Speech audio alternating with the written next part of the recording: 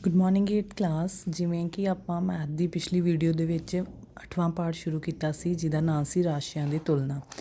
ਅਸੀਂ ਉਹਦੀ 8.1 ਐਕਸਰਸਾਈਜ਼ ਜਿਹੜੀ ਸੀ ਉਹ ਕੰਪਲੀਟ ਕਰ ਲਈ ਸੀਗੀ। ਅੱਜ ਆਪਾਂ 8.2 ਐਕਸਰਸਾਈਜ਼ ਸ਼ੁਰੂ ਕਰਨੀ ਆ ਜਿਹਦੇ ਵਿੱਚ ਆਪਾਂ ਕੀ ਹੈ ਲਾਭ ਪ੍ਰਤੀਸ਼ਤ ਜਾਂ ਹਾਨੀ ਪ੍ਰਤੀਸ਼ਤ ਬਾਰੇ ਕੀ ਹੈ ਪੜ੍ਹਨਾ ਵਾ।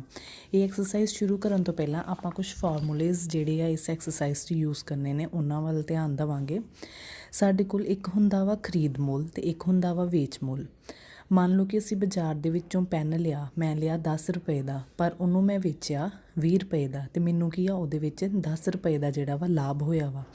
ਇਸੇ ਤਰ੍ਹਾਂ ਹੀ ਫਿਰ ਜੇ ਮੈਂ ਇੱਕ ਪੈਨ ਖਰੀਦਦੀ ਹਾਂ ਬਾਜ਼ਾਰ ਤੋਂ 10 ਰੁਪਏ ਦਾ, ਪਰ ਉਹਨੂੰ ਜੇ ਮੈਂ ਵੇਚਦੀ ਹਾਂ 5 ਰੁਪਏ ਦੇ ਵਿੱਚ ਅਤੇ ਮੈਨੂੰ ਜਿਹੜਾ ਕੀ ਆ ਨੁਕਸਾਨ ਹੁੰਦਾ ਵਾ 5 ਰੁਪਏ ਦਾ।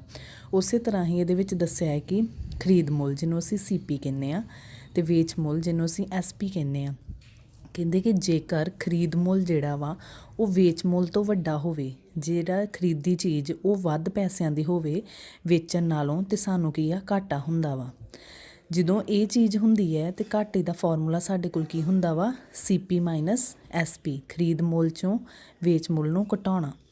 ਜੇ ਉਹਦੀ ਅਸੀਂ ਪ੍ਰਤੀਸ਼ਤ ਲੱਭਣੀ ਹੋਵੇ, ਹਾਨੀ ਦੀ ਪ੍ਰਤੀਸ਼ਤ ਲੱਭਣੀ ਹੋਵੇ, ਫਿਰ ਕੀ ਹੈ ਜੋ ਅਸੀਂ ਹਾਨੀ ਨੂੰ ਕੱਢਿਆ ਡਿਵਾਈਡਡ ਬਾਏ ਭਾਗ ਦੇ ਵਿੱਚ ਕੀ ਹੈ ਉਹਦਾ ਖਰੀਦ ਮੁੱਲ ਇਨਟੂ 100%। ਜਿਵੇਂ ਕਿ ਮੈਂ ਤੁਹਾਨੂੰ ਪਿਛਲੀ ਵੀਡੀਓ ਦੇ ਵਿੱਚ ਵੀ ਦੱਸਿਆ ਸੀਗਾ, ਜਦੋਂ ਅਸੀਂ ਪ੍ਰਤੀਸ਼ਤ ਕੱਢਣੀ ਆ ਉਹਨੂੰ 100% ਦੇ ਵਿੱਚੋਂ ਕੱਢਣਾ ਹੁੰਦਾ ਵਾ।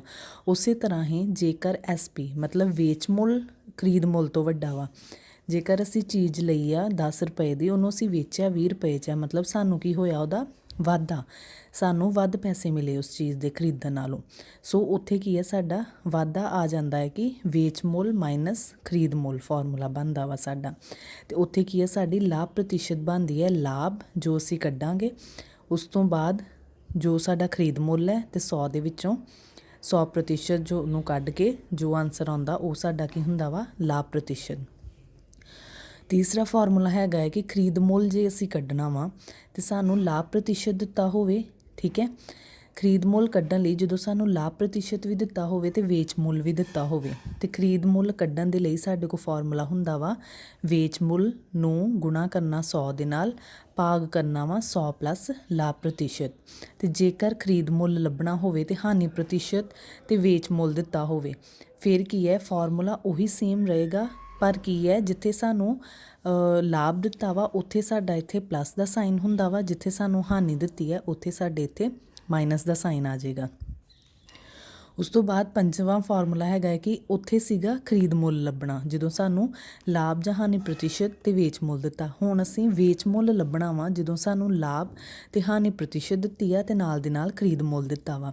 ਇਹਦਾ ਫਾਰਮੂਲਾ ਹੁੰਦਾ ਹੈ ਕਿ ਵੇਚ ਮੁੱਲ ਲੱਭਣਾ ਵਾ, ਲਾਭ ਪ੍ਰਤੀਸ਼ਤ ਦਿੱਤਾ ਵਾ ਅਤੇ ਵੇਚ ਮੁੱਲ ਸਾਡੇ ਕੋਲ ਆ ਗਿਆ ਖਰੀਦ ਮੁੱਲ ਜਿਹੜਾ CP ਇਨਟੂ 100 ਪਲੱਸ ਲਾਭ ਪ੍ਰਤੀਸ਼ਤ ਡਿਵਾਈਡਡ ਬਾਏ 100। ਉਸੇ ਤਰ੍ਹਾਂ ਹੀ ਹਾਨੀ ਵਾਲੇ ਦੇ ਵਿੱਚ ਕੀ ਹੈ ਮਾਈਨਸ ਆ ਜਾਏਗਾ, ਜਿਵੇਂ ਇੱਥੇ ਪਲੱਸ ਸੀਗਾ ਇੱਥੇ ਮਾਈਨਸ, ਬਾਕੀ ਸਾਰਾ ਫਾਰਮੂਲਾ ਕੀ ਆ ਸੇਮ ਹੈ। ਇਸੇ ਤਰ੍ਹਾਂ ਹੀ ਆਪਾਂ ਹੁਣ ਪਹਿਲਾਂ ਇਹਦੀ ਜਿਵੇਂ ਉਦਾਹਰਨ ਪਹਿਲੀ ਵੇਖਦੇ ਹਾਂ। ਕਹਿੰਦੇ ਕਿ ਪਿਛਲੇ ਸਾਲ ਇੱਕ ਸਕੂਟਰ ਦਾ ਮੁੱਲ 34,000 ਸੀ, ਇਸ ਸਾਲ ਇਸ ਦੇ ਮੁੱਲ ਵਿੱਚ 20% ਵਾਧਾ ਹੋ ਗਿਆ। ਪਿਛਲੇ ਸਾਲ 34,000 ਦਾ ਸਕੂਟਰ ਸੀ, ਇਸ ਵਾਰ 20% ਜਿਹੜਾ ਵਾ ਵਾਧਾ ਹੋ ਗਿਆ, ਅਤੇ ਨਵਾਂ ਮੁੱਲ ਪਤਾ ਕਰਨਾ ਵਾ। ਸਾਨੂੰ ਨਹੀਂ ਪਤਾ ਕਿ ਇਸ ਦਾ ਨਵਾਂ ਮੁੱਲ ਕੀ ਹੈ, ਉਹਨੂੰ ਅਸੀਂ ਕਿੱਦਾਂ ਲੱਭ ਸਕਦੇ ਹਾਂ। ਸਕੂਟਰ ਦਾ ਮੁੱਲ ਸਾਨੂੰ ਦਿੱਤਾ ਸੀਗਾ 34,000, ਠੀਕ ਹੈ। ਮੰਨ ਲਓ ਵਿਕਰੀ ਵਿੱਚ ਵਾਧਾ ਕਰਨ ਦੇ ਲਈ ਸਕੂਟਰ ਦਾ ਮੁੱਲ ਜਿਹੜਾ ਵਾ 5% ਘਟਾ ਦਿੱਤਾ ਗਿਆ, ਅਤੇ ਸਕੂਟਰ ਦਾ ਮੁੱਲ ਪਤਾ ਕਰਦੇ ਹਾਂ।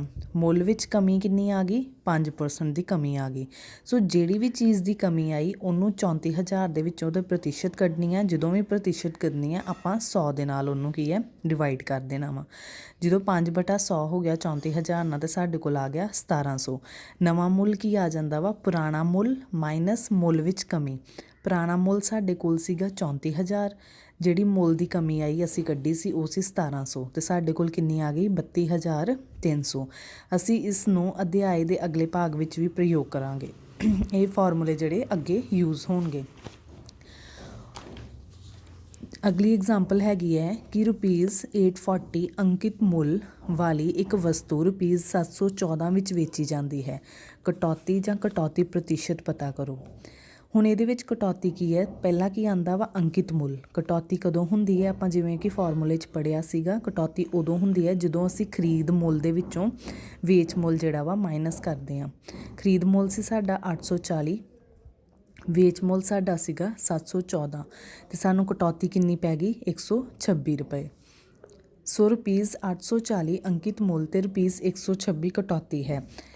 ਤੇ ਕਟੌਤੀ ਪ੍ਰਤੀਸ਼ਤ ਲੱਭਣ ਦੇ ਲਈ ਸਭ ਤੋਂ ਪਹਿਲਾਂ ਉੱਪਰ ਕੀ ਹੈ ਕਟੌਤੀ, ਥੱਲੇ ਕੀ ਹੈ ਜੋ ਖਰੀਦ ਮੁੱਲ ਸੀਗਾ ਮਲਟੀਪਲਾਈ 100, ਸਾਡੇ ਕੋਲ 15% ਜਿਹੜੀ ਆ ਉਹ ਕੀ ਹੈ ਕਟੌਤੀ ਪਰਸੈਂਟ ਆ ਗਈ। ਇਹ ਸਾਡਾ ਫਾਰਮੂਲਾ ਪਹਿਲੇ ਵਾਲਾ ਲੱਗਿਆ, ਹਾਨੀ ਪ੍ਰਤੀਸ਼ਤ ਲੱਭਣ ਵਾਲਾ। ਪਹਿਲਾਂ ਅਸੀਂ ਹਾਨੀ ਲੱਭੀ, ਫਿਰ ਹਾਨੀ ਪ੍ਰਤੀਸ਼ਤ।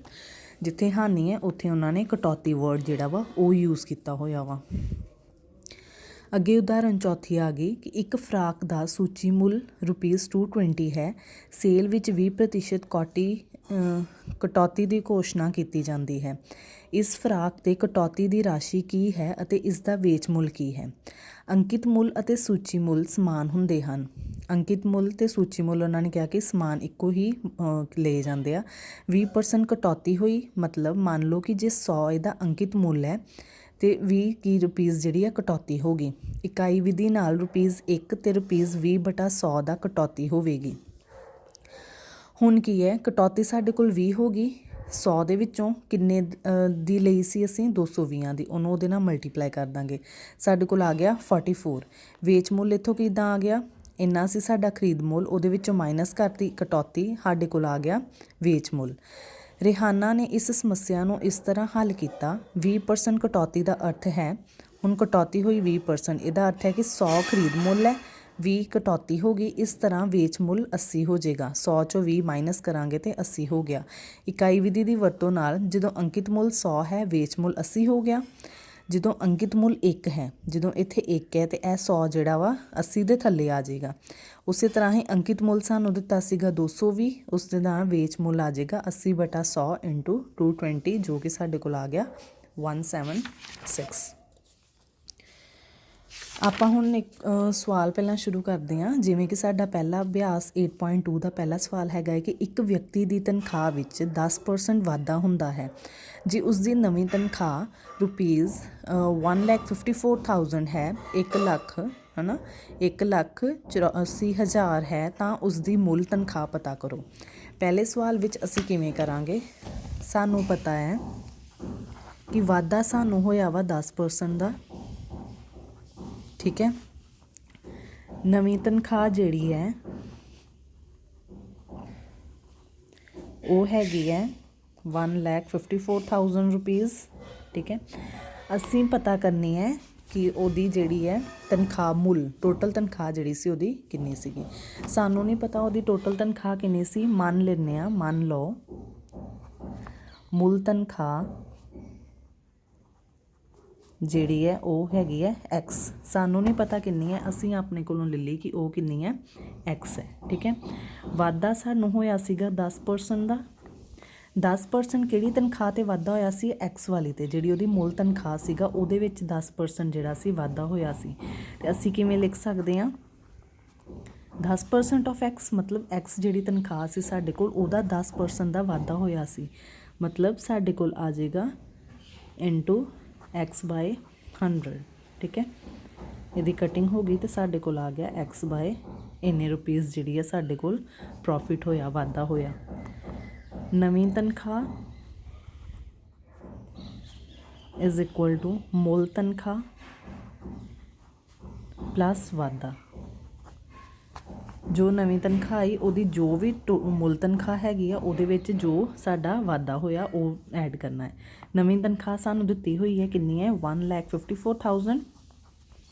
ਮੁੱਲ ਤਨਖਾਹ ਜਿਹੜੀ ਹੈ ਸਾਨੂੰ ਨਹੀਂ ਪਤਾ ਸੀ, ਅਸੀਂ ਲੈ ਲਈ ਸੀਗੀ x, ਅਤੇ ਵਾਧਾ ਸਾਨੂੰ ਹੋਇਆ ਸੀਗਾ x/10, ਠੀਕ ਹੈ। ਐਲਸੀਐਮ ਲੈ ਲਾਂਗੇ ਉਸ ਸਾਈਡ ਅਸੀਂ, ਇੱਥੇ ਆ ਜਾਏਗਾ 10x + x, 10 + 1 11x/10, ਠੀਕ ਹੈ। ਇਹ 10 ਇੱਧਰ ਮਲਟੀਪਲਾਈ ਹੋ ਜਾਏਗਾ ਇਕੁਅਲ ਟੂ 11x। ਹੁਣ x ਦੀ ਕੀ ਵੈਲਿਊ ਆ ਜਾਏਗੀ 11, ਠੀਕ ਹੈ। ਇਹਦੀ ਅਸੀਂ ਕਟਿੰਗ ਕਰ ਦਾਂਗੇ, 11 1 आर 11, इत्थे आ गया 4, 4 आर 44,000। सो ਉਹਦੀ ਮੁੱਲ ਤਨਖਾਹ ਕਿੰਨੀ ਆ ਗਈ ਸਾਡੇ ਕੋਲ 1,40,000। ਉਹਦੀ ਪਹਿਲੀ ਤਨਖਾਹ ਇੰਨੀ ਸੀਗੀ ਜੋ ਕਿ ਵੱਧ ਕੇ ਹੁਣ ਇੰਨੀ ਹੋ ਗਈ ਹੈ। ਠੀਕ ਹੈ, ਇਹ ਸਾਡਾ ਫਸਟ ਸਮ ਸੀਗਾ। ਦੂਸਰਾ ਸਮ ਹੈਗਾ ਵਾ ਕਿ ਐਤਵਾਰ ਨੂੰ 845 ਵਿਅਕਤੀ ਚਿੜੀਆ ਘਰ ਗਏ, ਸੋਮਵਾਰ ਨੂੰ ਸਿਰਫ 169 ਵਿਅਕਤੀ ਗਏ। ਚਿੜੀਆ ਘਰ ਦੇ ਸੈਰ ਕਰਨ ਵਾਲੇ ਵਿਅਕਤੀਆਂ ਦੀ ਸੰਖਿਆ ਵਿੱਚ ਸੋਮਵਾਰ ਨੂੰ ਕਿੰਨੇ ਪ੍ਰਤੀਸ਼ਤ ਕਮੀ ਹੋਈ? ਪਹਿਲੇ ਦਿਨ ਇੰਨੇ ਜਾਣੇ ਗਏ ਸੀ, ਦੂਸਰੇ ਦਿਨ ਇੰਨੇ ਜਾਣੇ ਗਏ ਸੀ, ਅਤੇ ਸੋਮਵਾਰ ਅਸੀਂ ਪ੍ਰਤੀਸ਼ਤ ਪਤਾ ਕਰਨਾ ਵਾ ਕਿ ਕਿੰਨੇ ਜਾਣੇ ਜਿਹੜੇ ਲੋਕੀ ਸੀਗੇ ਉੱਥੇ ਘੱਟ ਗਏ। ਇਹ ਅਸੀਂ ਕਿਵੇਂ ਕਰਾਂਗੇ? ਅਸੀਂ ਲਿਖਾਂਗੇ ਕਿ ਕੁੱਲ ਵਿਅਕਤੀ ਐਤਵਾਰ ਨੂੰ ਚਿੜੀਆ ਘਰ ਗਏ, ਵਾਰ ਨੂੰ ਚਿੜੀਆ ਘਰ ਗਏ ਕਿੰਨੇ ਸੀਗੇ? 845। ਠੀਕ ਹੈ, ਅਤੇ ਕੁੱਲ ਵਿਅਕਤੀ ਸੋਮਵਾਰ ਨੂੰ ਚਿੜੀਆ ਘਰ ਗਏ ਉਹ ਹੈਗੇ ਸੀਗੇ 169। ਠੀਕ ਹੈ, ਹੁਣ ਵਿਅਕਤੀਆਂ ਦੀ ਕਮੀ ਕਿੰਨੀ ਹੋ ਗਈ? ਵਿਅਕਤੀਆਂ ਦੀ ਕਮੀ ਇਜ਼ ਇਕੁਅਲ ਟੂ, ਪਹਿਲੇ ਦਿਨ ਸੀ 845, ਦੂਸਰੇ ਦਿਨ ਸੀ 169। ਸੋ ਇਹਨੂੰ ਅਸੀਂ ਕੀ ਆ ਵਿੱਚੋਂ ਘਟਾ ਦਾਂਗੇ, ਇਹਨੂੰ ਇਹਦੇ ਵਿੱਚੋਂ ਘਟਾ ਦਾਂਗੇ ਅਤੇ ਸਾਡੇ ਕੋਲ ਆ ਜਾਏਗਾ 676। ਇੰਨੇ ਵਿਅਕਤੀ ਜਿਹੜੇ ਸੀ ਦੂਸਰੇ ਦਿਨ ਗਏ ਸੀ, ਪਹਿਲੇ ਦਿਨ ਇੰਨੇ ਵਿਅਕਤੀ ਗਏ ਸੀ, ਪਰ ਸਾਨੂੰ ਕੀ ਹੈ ਪ੍ਰਤੀਸ਼ਤ ਚਾਹੀਦੀ ਹੈ। ਠੀਕ ਹੈ, ਇਹ ਤਾਂ ਸਾਡੇ ਹਾਨੀ ਆ ਗਈ ਕਿ ਇੰਨੇ ਜਾਣੇ ਘੱਟ ਗਏ ਸੀ, ਪਰ ਸਾਨੂੰ ਇਹ ਕੀ ਹੈ ਪ੍ਰਤੀਸ਼ਤ ਚਾਹੀਦੀ ਹੈ। ਅਤੇ ਪ੍ਰਤੀਸ਼ਤ ਸਾਨੂੰ ਪਤਾ ਹੈ ਫਾਰਮੂਲਾ ਕਿ ਹਾਨੀ ਬਟਾ ਕੁੱਲ ਵਿਅਕਤੀ ਇੰਟੂ 100। ਹਾਨੀ ਸਾਡੇ ਕੋਲ ਆ ਗਈ ਸੀ 676। ਠੀਕ ਹੈ, ਕੁੱਲ ਵਿਅਕਤੀ ਸਾਡੇ ਕੋਲ ਸੀ 845 ਇੰਟੂ 100। ਠੀਕ ਹੈ, ਇਹਦੀ ਕਟਿੰਗ ਕਰ ਦਾਂਗੇ ਅਸੀਂ। 5 2 ਆਰ 20 ਅਤੇ 0 ਐਜ਼ ਇਟ ਇਜ਼। ਠੀਕ ਹੈ, 5 1 5, 6 ਅਤੇ 9। ਠੀਕ ਹੈ, ਉਸ ਤੋਂ ਬਾਅਦ 169 ਦੇ ਟੇਬਲ 'ਤੇ 4 ਆਰ ਆਉਂਦਾ ਵਾ 676। ਸੋ ਸਾਡੇ ਕੋਲ ਆ ਗਿਆ 80% ਲੋਕ ਜਿਹੜੇ ਨੇ ਸੋਮਵਾਰ ਜਿਹੜੇ ਸੀ ਘੱਟ ਗਏ ਸੀ, ਕਿਹਦੇ ਨਾਲੋਂ? ਐਤਵਾਰ ਨਾਲੋਂ। ਇਹ ਸਾਡਾ ਸੀ ਦੂਸਰਾ ਸਵਾਲ। ਉਸ ਤੋਂ ਬਾਅਦ ਆ ਗਿਆ ਤੀਸਰਾ ਕਿ ਇੱਕ ਦੁਕਾਨਦਾਰ ₹2400 ਵਿੱਚ 80 ਵਸਤੂਆਂ ਖਰੀਦਦਾ ਹੈ ਅਤੇ ਉਹਨਾਂ ਨੂੰ 16% ਲਾਭ 'ਤੇ ਵੇਚਦਾ ਹੈ। ਇੱਕ ਵਸਤੂ ਦਾ ਵੇਚ ਮੁੱਲ ਪਤਾ ਕਰੋ। ਠੀਕ ਹੈ, ਅਸੀਂ ਇੱਕ ਵਸਤੂ ਦਾ ਵੇਚ ਮੁੱਲ ਪਤਾ ਕਰਨਾ ਵਾ, ਉਹਨਾਂ ਨੇ ਸਾਨੂੰ ਇਕੱਠੀਆਂ ਵਸਤੂਆਂ ਦਾ ਦਿੱਤਾ ਹੋਇਆ ਵਾ। ਠੀਕ ਹੈ, ਇਹਨੂੰ ਅਸੀਂ ਕਿਵੇਂ ਕਰਾਂਗੇ? ਤੀਸਰਾ ਕੁਐਸਚਨ ਸਾਡੇ ਕੋਲ ਹੈਗਾ ਵਾ ਇੱਕ ਵਸਤੂ ਦੀ ਖਰੀਦ ਮੁੱਲ, ਅਸੀਂ ਵੇਚ ਮੁੱਲ ਪਤਾ ਕਰਨਾ ਵਾ। ਇੱਕ ਵਸਤੂ ਦੀ ਖਰੀਦ ਮੁੱਲ ਸਾਡੇ ਕੋਲ ਆ ਜਾਏਗੀ 2400। ਟੋਟਲ ਸੀਗਾ ਕਿੰਨੀਆਂ ਵਸਤੂਆਂ ਦਾ? 80 ਦਾ। ਉਹਨੂੰ ਅਸੀਂ ਕੀ ਹੈ ਭਾਗ ਕਰ ਦਾਂਗੇ। ਠੀਕ ਹੈ, ਕਟਿੰਗ ਕਰਾਂਗੇ। 8 ਦੇ ਟੇਬਲ 'ਤੇ 3 ਅਤੇ 24 ਆਉਂਦਾ ਵਾ, ਸੋ 30 ਆ ਗਏ। ਇੱਕ ਵਸਤੂ ਦਾ ਖਰੀਦ ਮੁੱਲ ਹੈਗਾ ਵਾ 30 ਰੁਪਈਸ। ਠੀਕ ਹੈ, ਉਸ ਤੋਂ ਬਾਅਦ ਖਰੀਦ ਮੁੱਲ, ਠੀਕ ਹੈ, ਇੱਕ ਵਸਤੂ ਦਾ ਅਸੀਂ ਲਿਖ ਲਿਆ ਕਿ 30 ਰੁਪਏ ਹੋ ਗਏ। ਉਸ ਤੋਂ ਬਾਅਦ ਲਾਭ, ਇੱਕ ਵਸਤੂ 'ਤੇ ਲਾਭ ਕਿੰਨਾ ਵਾ? ਵਸਤੂ 'ਤੇ 16% ਲਾਭ ਸੀਗਾ, ਕਿਹਦੇ 'ਤੇ? ਇੱਕ ਵਸਤੂ 'ਤੇ, ਜੋ ਕਿ ਸਾਡੇ ਕੋਲ 30 ਰੁਪਏ 'ਤੇ ਆਈ ਸੀਗੀ। ਠੀਕ ਹੈ, ਸੋ ਇਹਨੂੰ ਸੋਲਵ ਕਰ ਦਾਂਗੇ 100 ਇੰਟੂ 30। ਠੀਕ ਹੈ, ਸਾਡੇ ਕੋਲ ਆ ਗਿਆ 48/10 4.8 ਰੁਪੀਜ਼। ਠੀਕ ਹੈ, 4.8 ਰੁਪੀਜ਼ ਸਾਡੇ ਕੋਲ ਜਿਹੜਾ ਵਾ ਇੱਕ ਵਸਤੂ 'ਤੇ ਲਾਭ ਆ ਗਿਆ। ਪਰ ਅਸੀਂ ਕੀ ਕਰਨਾ ਵਾ? ਵੇਚ ਮੁੱਲ ਪਤਾ ਕਰਨਾ ਹੈ। ਵੇਚ ਮੁੱਲ ਇੱਕ ਵਸਤੂ ਦਾ ਵੇਚ ਮੁੱਲ ਕਿਵੇਂ ਪਤਾ ਕਰਾਂਗੇ? ਇਹ ਵਾਲਾ ਮੁੱਲ, ਠੀਕ ਹੈ, ਪਲੱਸ ਇਹ ਲਾਭ, ਇਹਨਾਂ ਦੋਵਾਂ ਨੂੰ ਪਲੱਸ ਕਰ ਦਾਂਗੇ। 30 + 4.8 ਅਤੇ ਸਾਡਾ ਕੀ ਹੈ? ਵੇਚ ਮੁੱਲ ਆ ਜਾਏਗਾ 34.8। ਉਸ ਤੋਂ ਬਾਅਦ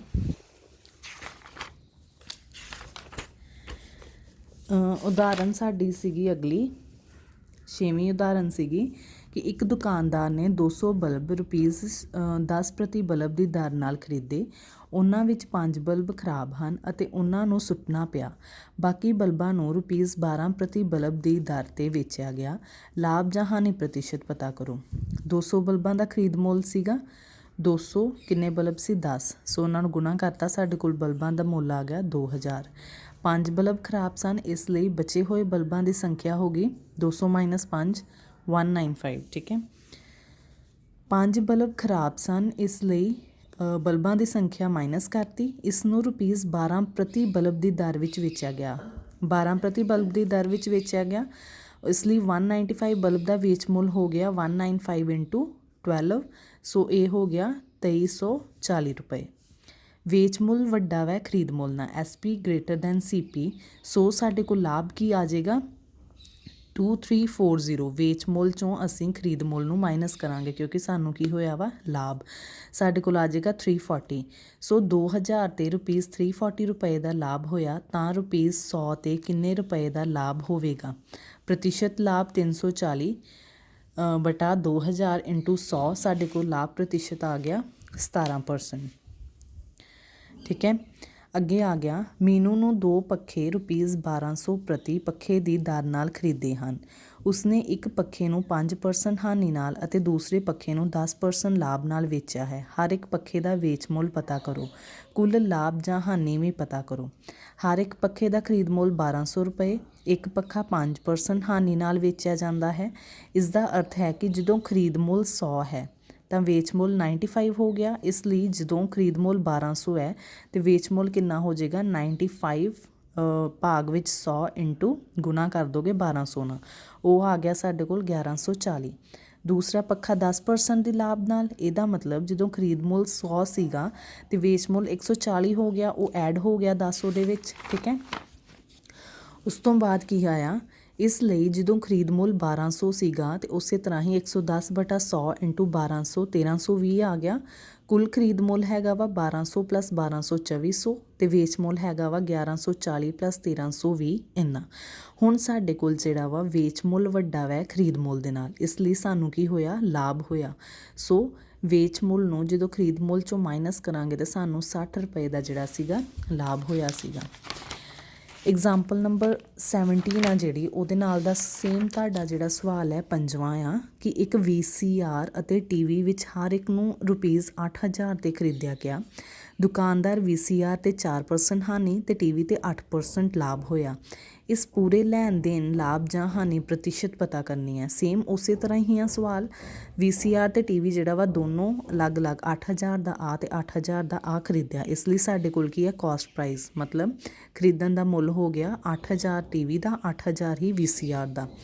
VCR 'ਤੇ 4% ਹਾਨੀ ਹੋਈ ਸੀ, TV 'ਤੇ 8% ਜਿਹੜਾ ਸੀਗਾ ਲਾਭ ਹੋਇਆ ਸੀ।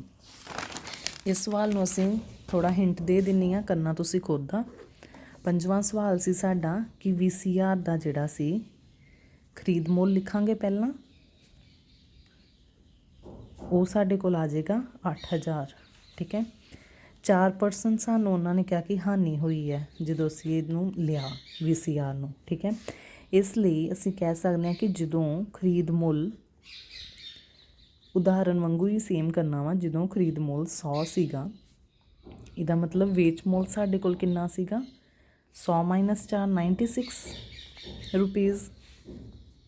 ਸੋ ਸਾਡੇ ਕੋਲ ਵੇਚ ਮੁੱਲ ਕਿੰਨਾ ਆ ਜਾਏਗਾ 96 ਬਟਾ 100 × 8000। ਠੀਕ ਹੈ, ਇਹਦੀ ਕਟਿੰਗ ਕਰਕੇ ਜੋ ਆਨਸਰ ਆਏਗਾ ਤੁਹਾਡਾ ਇੱਥੇ ਲਿਖ ਲੈਣਾ ਵਾ। ਉਸ ਤੋਂ ਬਾਅਦ TV ਦਾ ਖਰੀਦ ਮੁੱਲ, ਠੀਕ ਹੈ, ਉਹ ਵੀ ਸਾਨੂੰ ਕਿਹਾ ਕਿ 8000 ਹੈ, 8% ਲਾਭ। ਇਸ ਲਈ ਜਦੋਂ ਖਰੀਦ ਮੁੱਲ ਜਿਹੜਾ ਵਾ 100 ਵਾ ਅਤੇ ਵੇਚ ਮੁੱਲ 108 ਹੋ ਜਾਏਗਾ। ਠੀਕ ਹੈ, ਇਹਦਾ ਮਤਲਬ 108 ਬਟਾ 100 × 8000। ਇਹਦੀ ਵੀ ਕਟਿੰਗ ਕਰਕੇ ਸੋਲਵ ਕਰਕੇ ਜੋ ਆਨਸਰ ਆਇਆ। ਠੀਕ ਹੈ, ਉਸ ਤੋਂ ਬਾਅਦ ਕੁੱਲ ਖਰੀਦ ਮੁੱਲ ਸਾਡੇ ਕੋਲ ਆ ਜਾਣਾ ਵਾ, ਕੁੱਲ ਖਰੀਦ ਮੁੱਲ। ਕੁੱਲ ਖਰੀਦ ਮੁੱਲ ਕੀ ਹੈ 8000 ਇਹਦਾ ਅਤੇ 8000 ਹੀ ਇਹਦਾ। ਠੀਕ ਹੈ, 8000 + 8000 ਪਲੱਸ ਕਰ ਲਓ, ਇਹ ਸਾਡਾ ਆ ਗਿਆ ਕੁੱਲ ਖਰੀਦ ਮੁੱਲ। ਉਸ ਤੋਂ ਬਾਅਦ ਕੁੱਲ ਵੇਚ ਮੁੱਲ ਕਿੰਨਾ ਆ ਗਿਆ? ਕੁੱਲ ਵੇਚ ਮੁੱਲ ਜੋ ਇੱਥੇ ਆਨਸਰ ਆਏਗਾ ਸਾਡਾ ਤੇ ਜੋ ਇੱਥੇ ਆਨਸਰ ਆਏਗਾ ਉਹਨਾਂ ਦੋਵਾਂ ਦਾ ਜੋੜ ਕਰ ਦੇਣਾ ਵਾ, ਜੋ ਇਹਨਾਂ ਦੋਵਾਂ ਦਾ, ਉਹ ਸਾਡੇ ਕੋਲ ਵੇਚ ਮੁੱਲ ਆ ਜਾਏਗਾ। ਠੀਕ ਹੈ, ਜੇ ਇੱਥੇ ਵੇਚ ਮੁੱਲ ਜਿਹੜਾ ਵਾ ਉਹ ਖਰੀਦ ਮੁੱਲ ਤੋਂ ਵੱਡਾ ਹੋਏਗਾ, ਠੀਕ ਹੈ, ਇਹਦਾ ਮਤਲਬ ਸਾਨੂੰ ਕੀ ਹੈ, ਲਾਭ ਹੋਇਆ ਹੈ। ਜੇ ਖਰੀਦ ਮੁੱਲ ਵੱਡਾ ਹੋਇਆ ਵੇਚ ਮੁੱਲ ਨਾਲੋਂ, ਇਹਦਾ ਮਤਲਬ ਸਾਨੂੰ ਹਾਨੀ ਹੋਈ ਹੈ। ਠੀਕ ਹੈ, ਇਹ ਵਾਲਾ ਸਵਾਲ ਤੁਸੀਂ ਖੁਦ ਕਰਨਾ ਵਾ। ਉਦਾਹਰਨ ਜਿਹੜੀ ਆ 7ਵੀਂ ਸੇਮ ਉਸੇ ਤਰ੍ਹਾਂ ਦਾ ਹੀ ਹੈ, ਉੱਥੋਂ ਵੇਖ ਕੇ ਇਹ ਵਾਲਾ ਸਵਾਲ ਤੁਸੀਂ ਖੁਦ ਟਰਾਈ ਕਰਨਾ ਵਾ। ਆਪਣਾ ਚੌਥਾ ਸਵਾਲ ਸੀਗਾ, ਇੱਕ ਵਸਤੂ ਦਾ ਮੁੱਲ ₹15,500 ਸੀ, 450 ਇਸ ਦੀ ਮੁਰੰਮਤ 'ਤੇ ਖਰਚ ਕੀਤੇ ਗਏ। ਜੇ ਇਸ ਨੂੰ 15% ਲਾਭ 'ਤੇ ਵੇਚਿਆ ਜਾਂਦਾ ਹੈ ਤਾਂ ਉਸ ਦਾ ਵੇਚ ਮੁੱਲ ਪਤਾ ਕਰੋ। 15,500 ਦਾ ਵਸਤੂ ਦੀ ਮੁੱਲ ਹੈ। ਠੀਕ ਹੈ, ਚੌਥਾ ਸਵਾਲ ਆ, ਖਰੀਦ ਮੁੱਲ ਸਾਡੀ ਹੈਗੀ ਆ 15,500। ਠੀਕ ਹੈ, ਉਸ ਤੋਂ ਬਾਅਦ ਮੁਰੰਮਤ 'ਤੇ ਖਰਚ ਹੋਇਆ, ਮੁਰੰਮਤ 'ਤੇ ਖਰਚ ਹੋਇਆ ਉਹ ਸਾਡੇ ਕੋਲ ਹੈਗਾ ਵਾ 450। ਠੀਕ ਹੈ, ਵਸਤੂ ਕੁੱਲ ਖਰੀਦ ਮੁੱਲ ਸਾਡਾ ਹੋ ਗਿਆ, ਇਹਨਾਂ ਦੋਵਾਂ ਨੂੰ ਅਸੀਂ ਪਲੱਸ ਕਰ ਦਾਂਗੇ ਕਿਉਂਕਿ ਇੰਨੇ ਦਾ ਅਸੀਂ ਲਿਆ, ਮੁੜ ਕੇ ਉਹਦੀ ਮੁਰੰਮਤ ਵੀ ਕਰਵਾਈ, ਇਹ ਵੀ ਪੈਸੇ ਵਿੱਚ ਐਡ ਹੋਣਗੇ ਸਾਡੇ। ਠੀਕ ਹੈ, ਇਹਨਾਂ ਨੂੰ ਜਮ੍ਹਾਂ ਕਰ ਦਾਂਗੇ, ਸਾਡੇ ਕੋਲ ਆ ਜਾਏਗਾ 15,950। ਆ ਸਾਡਾ ਹੋ ਗਿਆ ਪੂਰਾ ਖਰੀਦ ਮੁੱਲ। ਲਾਭ ਉਹਨਾਂ ਨੇ ਕਿਹਾ ਹੈ ਸਾਨੂੰ ਹੋਇਆ ਵਾ 15%। ਠੀਕ ਹੈ, 15% ਲਾਭ ਹੋਇਆ ਅਤੇ ਅਸੀਂ ਕੀ ਲੱਭਾਂਗੇ, ਵੇਚ ਮੁੱਲ। ਹੁਣ ਸਾਨੂੰ ਲਾਭ ਪ੍ਰਤੀਸ਼ਤ ਵੀ ਦਿੱਤਾ ਵਾ, ਖਰੀਦ ਮੁੱਲ ਵੀ ਦਿੱਤਾ ਹੈ, ਅਤੇ ਅਸੀਂ ਕਿਹੜਾ ਫਾਰਮੂਲਾ ਇਹਦੇ ਵਿੱਚੋਂ ਯੂਜ਼ ਕਰ ਸਕਦੇ ਹਾਂ, ਵੇਚ ਮੁੱਲ ਅਸੀਂ ਪਤਾ ਕਰਨਾ ਵਾ, ਲਾਭ ਪ੍ਰਤੀਸ਼ਤ ਸਾਨੂੰ ਦਿੱਤਾ ਵਾ ਅਤੇ ਖਰੀਦ ਮੁੱਲ ਸਾਨੂੰ ਦਿੱਤਾ ਵਾ। ਇਹ ਵਾਲਾ ਫਾਰਮੂਲਾ ਜਿਹੜਾ 5th ਫਾਰਮੂਲਾ ਵਾ, ਇਹ ਵਾਲਾ ਅਸੀਂ ਯੂਜ਼ ਕਰਾਂਗੇ। ਸਾਡੇ ਕੋਲ ਵੇਚ ਮੁੱਲ ਦਾ ਫਾਰਮੂਲਾ ਆ ਗਿਆ, ਖਰੀਦ ਮੁੱਲ × 100 ਪਲੱਸ ਲਾਭ ਪ੍ਰਤੀਸ਼ਤ, ਠੀਕ ਹੈ, ਬਟਾ 100। ਖਰੀਦ ਮੁੱਲ ਸਾਡੇ ਕੋਲ ਸੀਗਾ 15,950, ਲਾਭ ਪ੍ਰਤੀਸ਼ਤ ਸਾਨੂੰ ਹੈਗੀ ਆ 15 ਬਟਾ 100। ਇੱਕ ਨਾਲ ਇੱਕ 0 ਕੱਟਤੀ, 115 ਬਟਾ 100। ਇਹਨਾਂ ਨੂੰ ਜਦੋਂ ਅਸੀਂ ਗੁਣਾ ਕਰਾਂਗੇ ਤਾਂ ਸਾਡੇ ਕੋਲ ਆਨਸਰ ਆਏਗਾ 18,3,425 ਬਟਾ 10। ਇਹ 10 ਅਸੀਂ ਹਟਾਉਣ ਲਈ ਕੀ ਕਰਾਂਗੇ, ਇਹਨੂੰ ਪੁਆਇੰਟ 'ਚ ਲੈ ਆਵਾਂਗੇ। ਇੱਕ 0 ਹੈ ਇਸ ਲਈ ਇੱਕ ਪੁਆਇੰਟ ਆਏਗਾ ਸਾਡੇ ਕੋਲ 2.5। ਇੰਨੇ ਰੁਪੀਜ਼ ਜਿਹੜੇ ਆ ਸਾਡਾ ਇਹ ਕੀ ਆ, ਆਨਸਰ ਆ ਗਿਆ ਕਿ ਇੰਨੇ ਰੁਪੀਜ਼ ਇਹ ਕੀ ਆ, ਸਾਡਾ ਵੇਚ ਮੁੱਲ ਬਣਦਾ ਵਾ ਇਸ ਸਵਾਲ ਦਾ। ਠੀਕ ਹੈ, ਉਸ ਤੋਂ ਬਾਅਦ ਫਿਰ ਅਸੀਂ ਅਗਲੀ ਉਦਾਹਰਨ 'ਤੇ ਆਉਂਦੇ ਹਾਂ। ਉਦਾਹਰਨ 8ਵੀਂ, ਕਿਸੇ ਦੁਕਾਨ ਨੇ ਇੱਕ ਜੋੜੀ ਰੋਲਰ ਸਕੇਟਸ ਪਹੀਏ 'ਤੇ ਘੁੰਮਣ ਵਾਲੇ ਜੁੱਤੇ ਦਾ ਮੁੱਲ ₹450 ਸੀ। ਵਸੂਲੇ ਗਏ ਵਿਕਰੀ ਟੈਕਸ ਦਾ ਦਰ 5% ਸੀ। ਬਿੱਲ ਦੀ ਭੁਗਤਾਨ ਰਾਸ਼ੀ ਪਤਾ ਕਰੋ। 100% ਕੀ ਹੈ, ਭੁਗਤਾਨ ਕੀਤਾ ਗਿਆ ਟੈਕਸ ₹5 ਸੀ। ਠੀਕ ਹੈ, 450 ਭੁਗਤਾਨ ਕੀਤੇ ਜਾਣ ਵਾਲਾ ਟੈਕਸ ਹੋਵੇਗਾ, ਇਹਦਾ ਮਤਲਬ 5 ਬਟਾ 100 × 450 22.50 ਸਾਡੇ ਕੋਲ ਰੁਪੀਜ਼ ਆ ਗਏ। ਬਿੱਲ ਦੀ ਭੁਗਤਾਨ ਰਾਸ਼ੀ ਕਿੰਨੀ ਹੋ ਗਈ, ਖਰੀਦ ਮੁੱਲ ਪਲੱਸ ਜੋ ਸਾਡਾ ਵਿਕਰੀ ਟੈਕਸ ਸੀਗਾ, ਇਹਨਾਂ ਦੋਵਾਂ ਦਾ ਜੋੜ ਕੀਤਾ ਅਤੇ ਸਾਡੇ ਕੋਲ ਕੀ ਆ ਗਈ, ਭੁਗਤਾਨ ਦੀ ਰਾਸ਼ੀ। ਇਸ ਤੋਂ ਬਾਅਦ ਆ ਗਿਆ, ਵਹੀਦਾ ਨੇ ਇੱਕ ਕੂਲਰ 10% ਟੈਕਸ ਸਮੇਤ ₹3300 ਵਿੱਚ ਖਰੀਦਿਆ ਹੈ। ਵੇਟ ਦੇ ਜੁੜਨ ਤੋਂ ਪਹਿਲਾਂ ਕੂਲਰ ਦਾ ਮੁੱਲ ਪਤਾ ਕਰੋ। ਵੇਟ ਵੈਲਿਊ ਐਡਡ ਟੈਕਸ, ਠੀਕ ਹੈ, ਮੁੱਲ ਵਿੱਚ ਵੇਟ ਵੀ ਸ਼ਾਮਿਲ ਹਨ। ਇਹਦੇ ਵਿੱਚ ਕੀ ਕਰਨਾ ਵਾ ਅਸੀਂ, ਇਸ ਤਰ੍ਹਾਂ 10% ਵੇਟ ਦਾ ਅਰਥ ਹੈ ਕਿ ਜੇਕਰ ਰਹਿਤ ਮੁੱਲ ਜਿਹੜੀ ਆ 100% ਹੈ ਤਾਂ ਉਸ ਸਮੇਤ ਮੁੱਲ 110 ਹੋ ਗਿਆ।